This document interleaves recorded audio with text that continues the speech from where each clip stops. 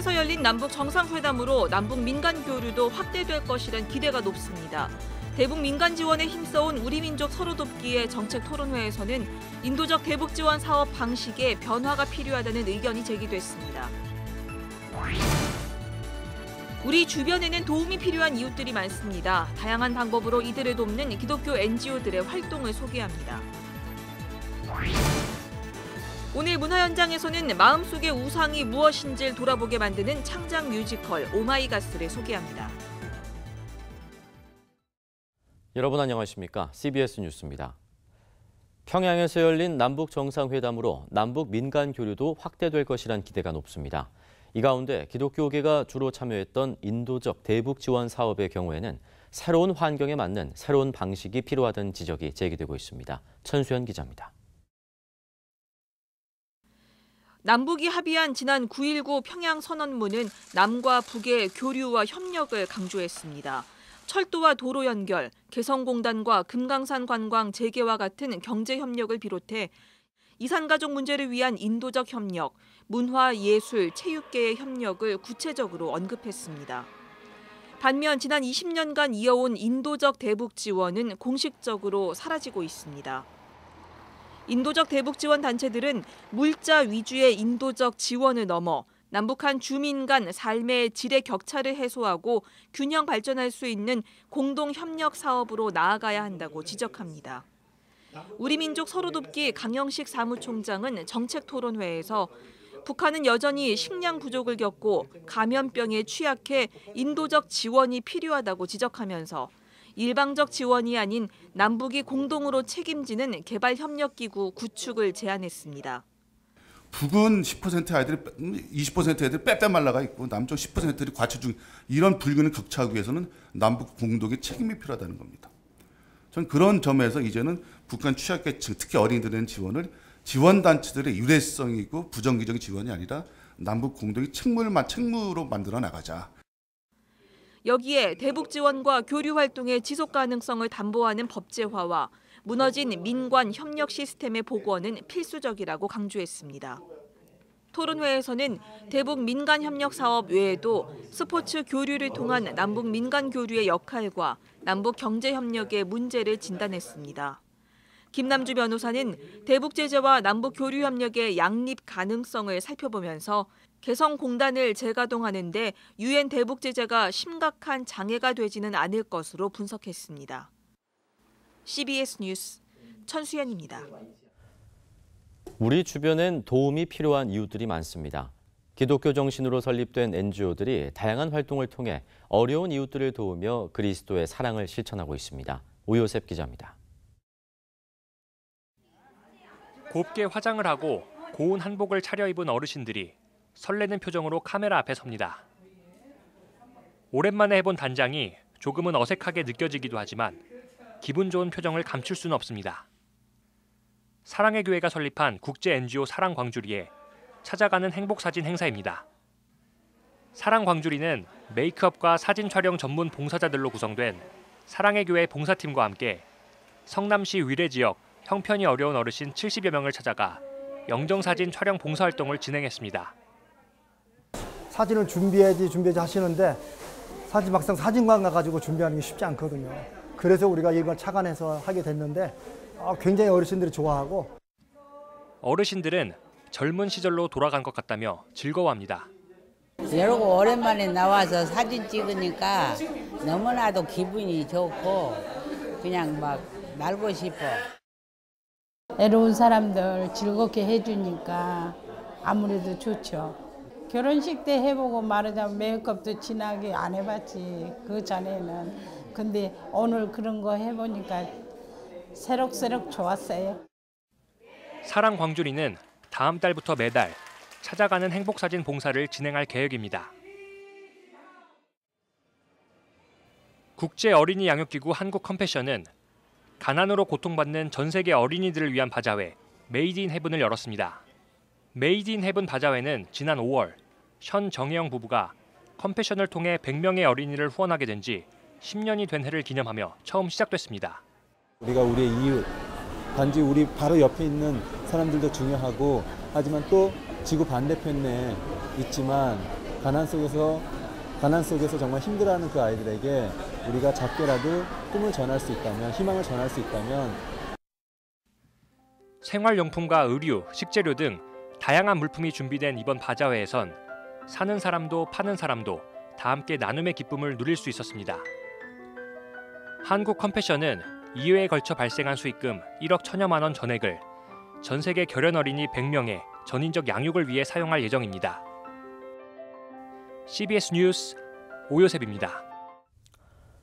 우리나라에서 교인 수가 가장 많은 교단은 대한예수교장로회 통합총회인 것으로 드러났습니다. 추석 전에 열린 각 교단 정기총회 보고서에 따르면 지난해 1위를 기록한 예장합동총회는 지난해보다 7만 5천여 명이 감소한 268만 9천여 명으로 올해 273만 명을 기록한 예장통합총회 최대 규모 교단이란 타이틀을 넘겨주었습니다. 그러나 두 교단의 교인 수 순위 변동은 전도로 인한 증가가 아닌 교회 이탈에 따른 감소 현상으로 보여 두 교단 모두 교인 수 감소에 대한 대책 마련이 필요해 보입니다. 이 밖에 예장 고신총회와 한국기독교장로회 총회도 전체 교인 수가 지난해보다 2에서 4%가량 감소한 것으로 파악됐습니다. 서울시교육청이 서울시 중고등학생의 두발 자유화 방침을 정한 가운데 기독교사들로 구성된 좋은교사 운동에 환영의 입장을 밝혔습니다. 좋은교사 운동은 자신의 두발 길이와 모양, 색깔을 스스로 선택하는 것은 학생들이 가져야 할 기본적인 권리라며 전국 상당수 학교들이 이미 학생들의 두발을 자유롭게 선택하도록 하고 있다고 말했습니다. 좋은교사 운동은 이와 함께 학교 운영의 자율성을 존중하는 것도 중요한 가치라면서 다만 교사와 학생, 학부모가 머리를 맞대고 함께 길을 찾아야 한다고 덧붙였습니다. 백석대학교와 백석문화대학교 사회봉사센터가 학생들과 교직원들이 기탁한 헌혈증을 백혈병 소아암 환아들을 위해 기증했습니다. 백석대는 오늘 헌혈증 7,696장을 한국백혈병 소아암협회 충청지회에 기증했다고 밝혔습니다. 기증된 헌혈증은 조혈 기능 저하와 혈소판 감소증으로 치료 과정에서 수혈이 필요한 백혈병 소아암 환아들을 위해 사용될 예정입니다. 백석대 측은 어려움을 겪고 있는 어린 아이들에게 헌혈증에 큰 힘이 되었으면 좋겠다고 밝혔습니다.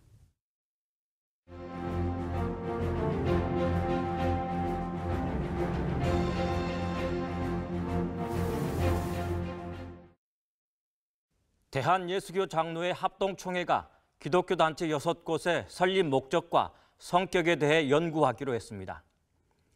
합동총회가 연구하기로 한 단체는 기독연구원 느헤미야, 교회개혁실천연대, 성서한국, 좋은교사운동, 청어람, 복음과 상황 등입니다. 이들 단체는 공개 질의서를 통해 연구를 제안하고 시행한 의도를 공개적으로 해명할 것을 합동총회에 요구했습니다. 또 총회장이 이단 대책위원회 사안이라고 언급한 점으로 미뤄 긍정적 차원의 연구라고 볼 수 없다며 불쾌감을 드러냈습니다. 합동총회가 연구 대상으로 삼은 단체 6곳은 복음주의권으로 평가받고 있습니다. 이 단체들의 구성원들은 보수적인 사람부터 진보적인 사람까지 다양하겠지만 단체의 성격을 모두 진보권으로 분류하는 것은 무리가 있어 보입니다. 이 단체들을 이끄는 사람들이나 구성원 중에 자신을 예수라고 칭하거나 예수 흉내를 내는 사람이 없으니 이단으로 규정할 수도 없습니다. 총회에서 연구를 제안했던 합동총회 신학부가 이들 단체에 대해 일반인들이 접하기 어려운 정보를 갖고 있는지 알 수는 없습니다. 이 단체들이 자신들의 중요한 정보를 숨겨가면서 활동할 이유가 없다는 점에서 무엇을 더 조사할 것이 있는지 의문입니다. 합동총회가 연구하기로 한 단체는 대체적으로 한국교회의 특정 사안에 대해 적극적으로 또는 소극적으로 비판해왔다는 공통점이 있습니다. 이 단체들의 비판 대상에는 합동총회 소속 교회도 있습니다. 이 단체들의 교회 비판을 일반인들이나 교인들이 수긍할 수 없을 만큼 터무니없는 것이 아니라는 것은 교계가 대체로 인정하고 있습니다. 때문에 합동총회가 이들 단체에 대한 연구의 건을 통과시켰을 때 고개를 갸우뚱한 사람이 많았습니다. 특정인의 사적인 감정이 개입된 것 아니냐는 의구심이 제기되기도 했습니다. 합동총회는 교세로만 따지면 대한민국에서 가장 큰 교단입니다. 만일 교회의 비판적인 단체들에 대해 연구라는 명분으로 입에 재갈을 물리려 한다면 스스로 채통을 깎아내리는 결과를 가져올 수도 있습니다.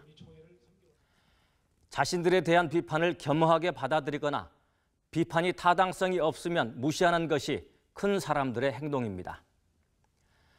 한국에서 가장 큰 예장합동총회가 큰 교단답게 처신하는 것이 한국교회의 발전과 위상을 높이는 데 기여할 것입니다.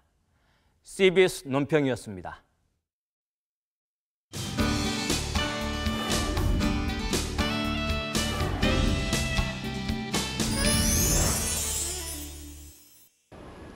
여러분은 지금 무엇에 중독돼 있으신가요? 우리가 진짜로 붙들고 있는 것이 무엇인지 질문하며 온갖 중독에 빠진 현대 크리스천들의 모습을 비추는 뮤지컬이 있습니다. 오늘 문화현장에서는 지난 1999년 초연 후 다시 관객들을 찾아온 창작 뮤지컬 오마이갓스를 소개합니다. 버스 정류장에 모인 사람들. 자신이 가장 사랑에 중독돼 있는 것의 이름을 떡볶이라 부르는 최면에 걸리게 되고 떡볶이라고 말하게 됩니다. 저마다 중독돼 있는 마음속 우상들을 드러내게 됩니다. 지난 1999년 초연 후 17만 관객을 동원하며 흥행에 성공했던 창작 뮤지컬 오마이갓스가 음악과 이야기를 새롭게 꾸며 다시 무대에 올랐습니다. 뮤지컬은 크리스천들이 자신도 모르게 빠져있는 현대판 우상들이 무엇인지를 돌아보게 만듭니다.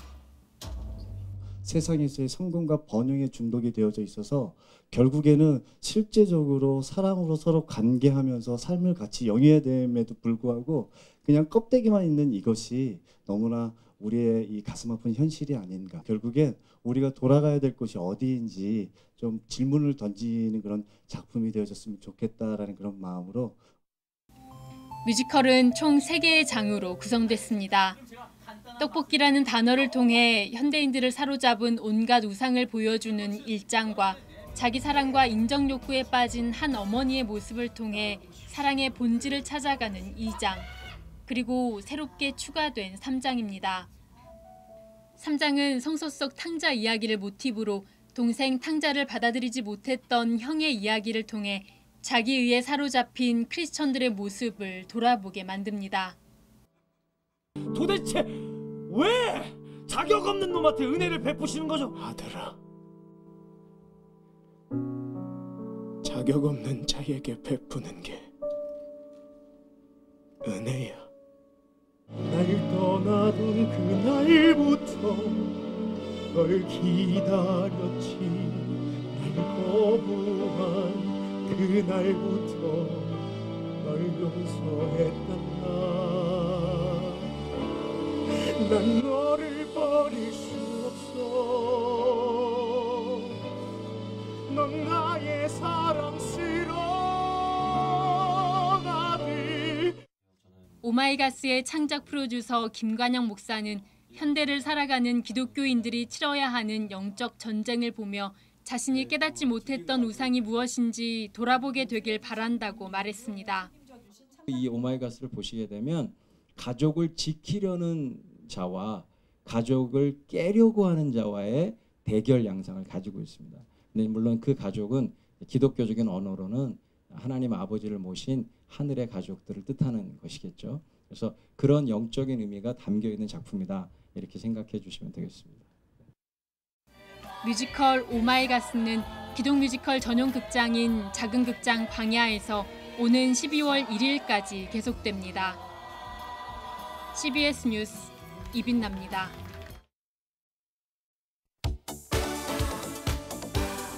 나사렛대학교가 국군의 날을 앞두고 오늘 대전 국립현충원에서 환경정화 봉사활동에 나섰습니다. 나사렛대 학생 40여 명은 현충원 내 천여 개 비석을 닦고 주변 환경 정화 봉사활동에 나섰습니다. 이해장 고신총회가 다음 달 27일 남설교회에서 고신대 후원을 위한 수도권 고신 찬양제를 개최합니다. 기독교 환경운동연대가 환경운동의 중요성을 알리고 후원자 확대를 위한 40일 캠페인을 시작했습니다.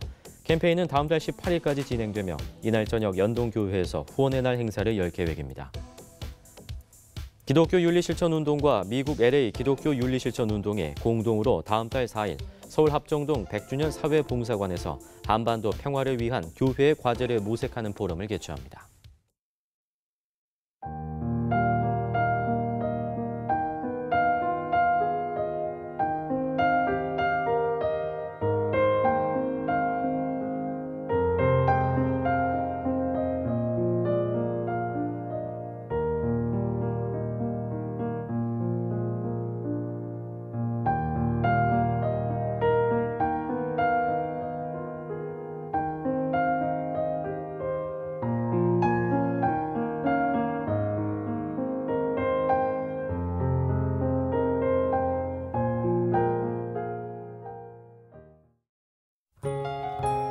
날씨입니다. 내일은 전국이 대체로 맑겠고 경상도 해안과 제주도에는 비가 오겠습니다. 아침 최저 기온은 11도에서 19도, 낮 최고 기온은 21도에서 26도로 예상됩니다. 뉴스를 마칩니다. 고맙습니다.